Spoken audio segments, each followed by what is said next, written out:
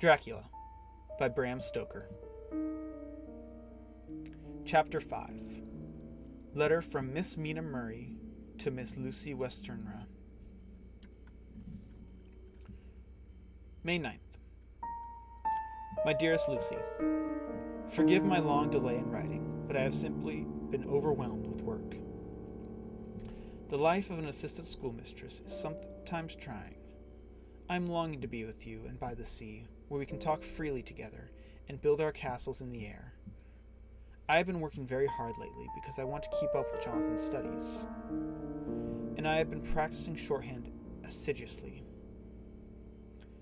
When we are married, I shall be able to be useful to Johnathan, and if I can stenograph well enough, I can take down what he wants to say in this way and write it out for him on the typewriter, at which also I am practicing very hard.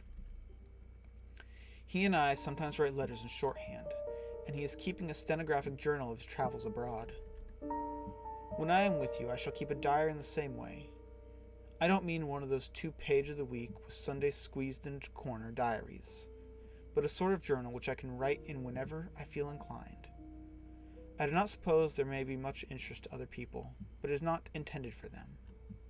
I may show it to Johnathan some day if there is in it anything worth sharing, but it is really an exercise book. I shall try to do what I see lady journalists do, interviewing and writing descriptions and trying to remember conversations. I am told that with a little practice one can remember all that goes on or that one hears during a day. However, we shall see. I will tell you from my little plans when we meet. I have just had a few hurried lines from Johnathan from Transylvania. He is well and will be returning in about a week. I am longing to hear all his news. It must be so nice to see strange countries. I wonder if we, I mean Johnathan and I, shall ever see them together. There is 10 o'clock bell ringing. Goodbye. Your loving, Mina. Tell me all the news you write. You have not told me anything for a long time. I hear rumors, and especially of a tall, handsome, curly-haired man. Letter, Lucy Westenra to Mina Murray. 17th, Chatham Street, Wednesday. My dearest Mina, I must say you tax me very fairly with being a bad correspondent. I wrote to you twice since we parted, and your last letter was only your second. Besides, I have nothing to tell you. There is really nothing to interest you. Town is very pleasant just now, and we go a good deal to picture galleries and for walks and rides in the park. As to the tall, curly-haired man, I suppose it was the one who was with me at the last pop. Someone has evidently been telling tales. That was Mr. Holmwood. He often comes to see us, and he and Mamma get on very well together. They have so many things to talk about in common. He met some time ago a man that would just do for you, if you were not already engaged to Johnathan. He is an excellent party, being handsome, well off, and of good birth. He is a doctor and really clever. Just fancy. He is only 29, and he has an immense lunatic asylum all under his own care. Mr. Holmwood introduced him to me, and he called here to see us, and often comes now. I think he is one of the most resolute men I ever saw, and yet the most calm. He seems absolutely imperturbable. I can fancy what a wonderful power he must have over his patients. He has a curious habit of looking one straight in the face, as if trying to read one's thoughts. He tries this very much with me, but I flatter myself he has got a tough nut to crack. I know that from my glass. Do you ever try to read your own face? I do, and I can tell you it is not a bad study and gives you more trouble than you can well fancy if you have never tried it.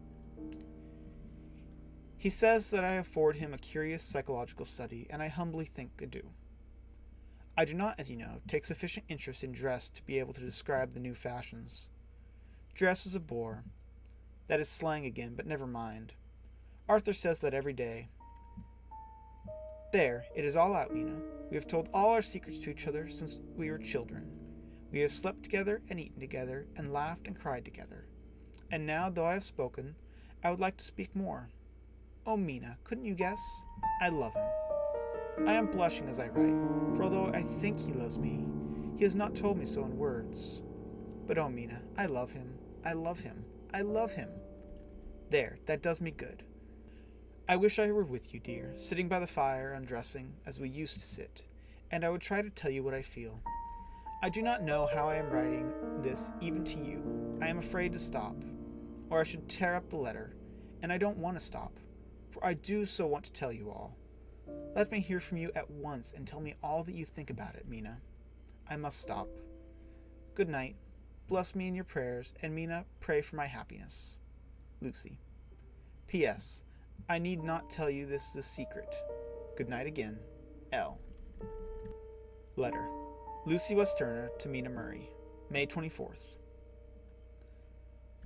My dearest Mina, thanks and thanks and thanks again for your sweet letter. It was so nice to be able to tell you and have your sympathy. My dear, it never rains but it pours. How true the old proverbs are. Here am I, who shall be 20 in September, and yet I never had a proposal till today. Not a real proposal, and today I have had 3. Just fancy. 3 proposals in one day. Isn't it awful? I feel sorry, really and truly sorry, for 2 of the poor fellows. Oh, Mina, I am so happy that I don't know what to do with myself. And 3 proposals. But, for goodness sake, don't tell any of the girls, or they would be getting all sorts of extravagant ideas and imagining themselves injured and slighted if in their very first day at home they did not get 6 at least. Some girls are so vain. You and I, Mina dear, who are engaged and are going to settle down soon, soberly, into old married women, can despise vanity. Well, I must tell you about the 3, but you must keep it a secret, dear, for every one, except of course Johnathan. You will tell him because I would, if I were in your place. Certainly tell Arthur. A woman ought to tell her husband everything. Don't you think so, dear? And I must be fair, men like women, certainly their wives, to be quite as fair as they are. And women, I am afraid, are not always quite as fair as they should be. Well, my dear, number 1 came just before lunch. I told you of him. Dr. John Seward, the lunatic asylum man. With the strong jaw and the good forehead, he was very cool outwardly, but was nervous all the same. He had evidently been schooling himself as to all sorts of little things, and remembered them. But he almost managed to sit down on his silk hat, which men don't generally do when they are cool. And then when he wanted to appear at ease, he kept playing with a lancet in a way that made me nearly scream. He spoke to me, Mina, very straightforwardly. He told me how dear I was to him, though he had known me so little, and what his life would be with me to help and cheer him. He was going to tell me how unhappy he would be if I did not care for him. But when he saw me cry, he said that he was a brute, and would not add to my present trouble.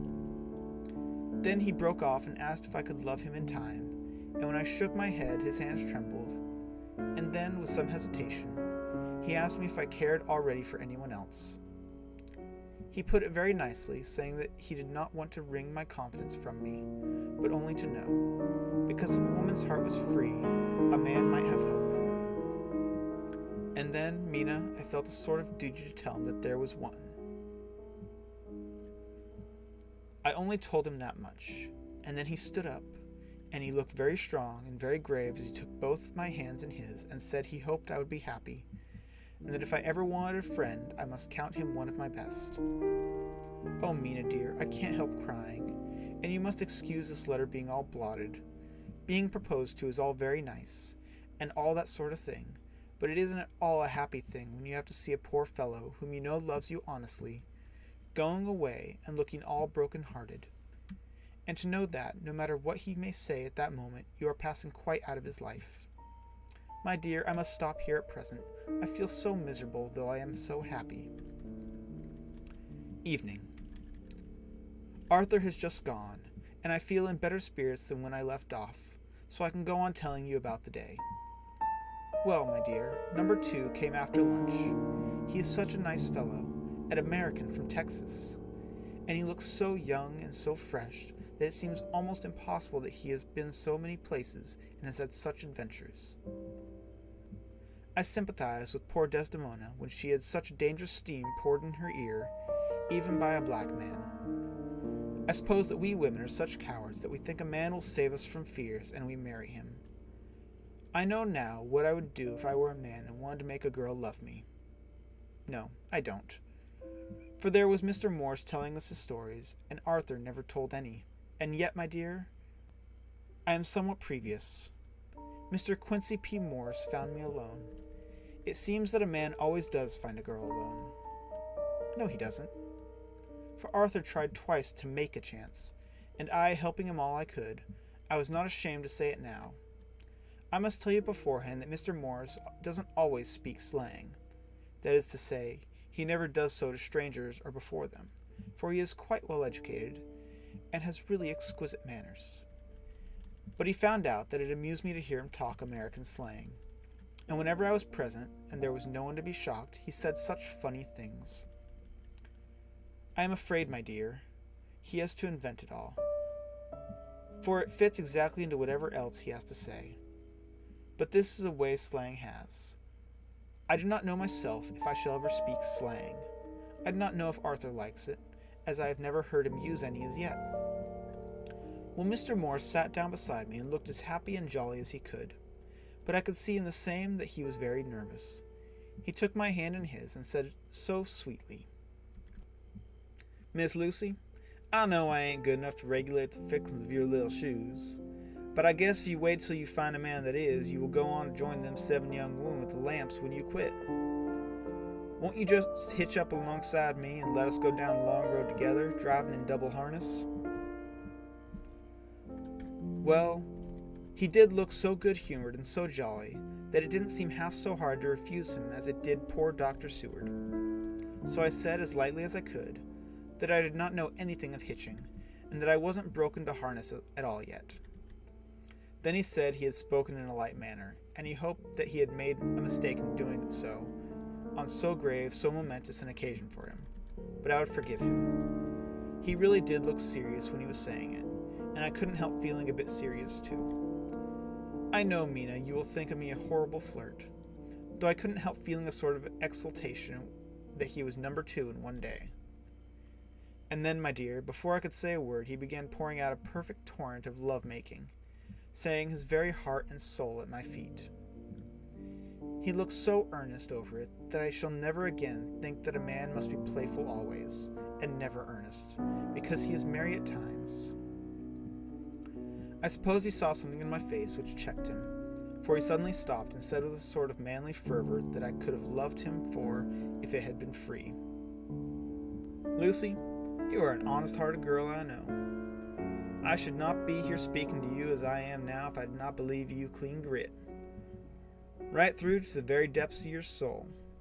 Tell me, like one good fellow to another, is there anyone else that you care for? If there is, I'll never be troubled to you hair's breadth again, but will be, if you let me, a very faithful friend."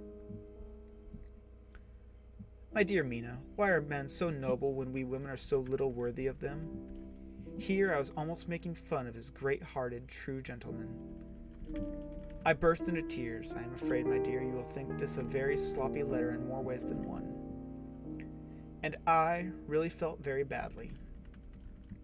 Why can't they let a girl marry 3 men, or as many as want her, and save all this trouble? But this is heresy, and I must not say it. I am glad to say that, though I was crying, I was able to look into Mr. Morse's brave eyes, and I told him out straight. Yes, there is someone I love, though he has not told me yet that he even loves me. I was right to speak to him so frankly, for quite a light came into his face, and he put out both his hands and took mine. I think I put them into his, and said in a very hearty way, "That's my brave girl. It's better worth being late for a chance of winning you than being in time for any other girl in the world. Don't cry, my dear. If it's for me, I'm a hard nut to crack. And I take it standing up. If that other fellow doesn't know his happiness, well, he'd better look for it soon, or he'll have me to deal with. Little girl, your honesty and pluck have made me a friend, and that's rarer than a lover. And it's more unselfish anyhow. My dear, I'm going to give you a pretty lonely walk between this and Kingdom Come. Won't you give me one kiss? It'll be something to keep off the darkness now and then. You can, if you like, for that other good fellow. He must be a good fellow, my dear, and quite a fine fellow, or you could not love him. Hasn't spoken yet. That quite won me, Mina, for it was brave and sweet of him, and noble, too, for a rival. Wasn't it? And he's so sad. So I leant over and kissed him. He stood up with my 2 hands in his, and he looked down into my face. I am afraid I was blushing very much. He said, "Little girl, I hold your hand and you've kissed me.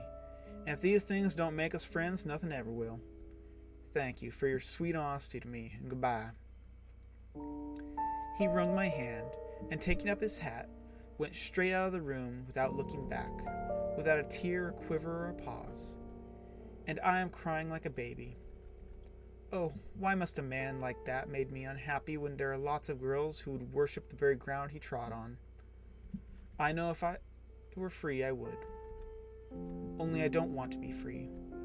My dear, this quite upset me, and I feel I cannot write of happiness just at once, after telling you all of it. And I don't wish to tell of number 3 until I can be all happy. Your ever-loving, Lucy. P.S. Oh, about number 3. I needn't tell you of number 3, need I?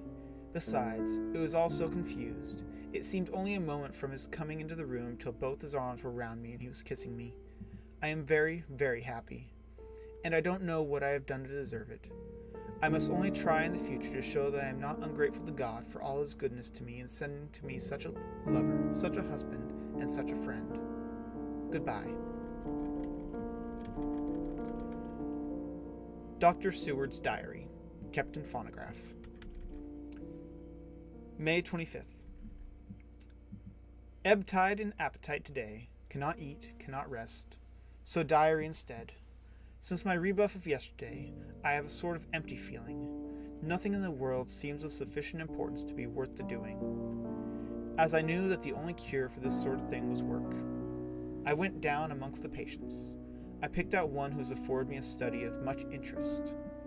He is so quaint that I am determined to understand him as well as I can. Today, I seem to get nearer than ever before to the heart of his mystery. I questioned him more fully than I had ever done, with a view making myself master of the facts of his hallucination. In my manner of doing it, there was, I now see, something of cruelty. I seemed to wish to keep him to the point of his madness, a thing which I avoid with the patients. I would be the mouth of hell. Memo. Under what circumstances would I not avoid the pit of hell? Omnia Roma venalia sunt. Hell has its price. Verb sap. If there be anything behind this instinct, it would be so valuable to trace it afterwards accurately, so I had better commence to do so therefore. R. M. Renfield, Iet 59. Sanguine temperament, great physical strength, morbidly excitable, periods of gloom, ending in some fixed idea which I cannot make out. I presume that the sanguine temperament itself and the disturbing influence end in a mentally accomplished finish. A possibly dangerous man, probably dangerous if unselfish. In selfish men, caution is as secure an armor for their foes as for themselves. What I think on this point is, when self is fixed on the centripetal point, is balanced with the centrifugal. When duty, a cause, etc., is the fixed point, the latter force is paramount, and only accident or a series of accidents can balance it. Letter. Quincy P. Morris to Honorary Arthur Holmwood. May 25th. My dear Art, we have told yarns by the campfire in the prairies, and dressed one another's wounds after trying a landing at the Marquises, and drunk health on the shores of Titicaca. There are more yarns to be told, and other wounds to be healed, and another health to be drunk. Won't you let this be at my campfire tomorrow night? I have no hesitation in asking you, as I know a certain lady is engaged to a certain dinner party, and that you are free. There will only be one other, our old pal at the Korea, Jack Seward.